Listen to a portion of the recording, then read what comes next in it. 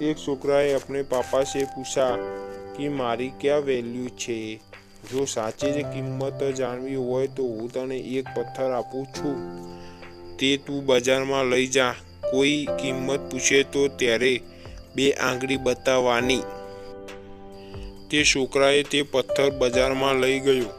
તે થોડી વાર તો તે એમ જ નેમ જ બેઠો રહ્યો અને પછી થોડી વારમાં એક ડોશી આવી અને તેની કિંમત પૂછી તો તેને બે આંગળી બતાવી। ડોશી બોલી, 200 રૂપિયા? તો હું પથ્થર તારા જોડેથી ખરીદી લઉં। ત્યારે તે છોકરા ચકિત થઈ ગયો। એક પથ્થરની કિંમત 200 રૂપિયા કે પથ્થર ગમે ત્યાં મળી જાય છે।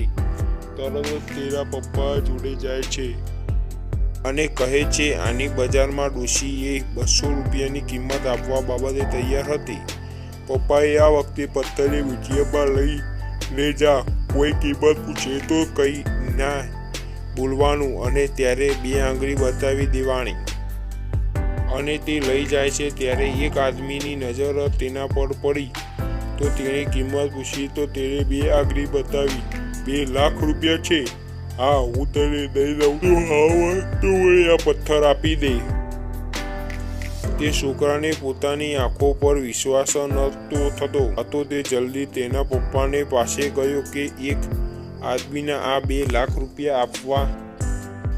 આપ આપની લાઈફ ક્યાં અને કઈ રીતે જીવો છો તે નક્કી થાય છે, 200 માં રહેવું કે 2 લાખમાં।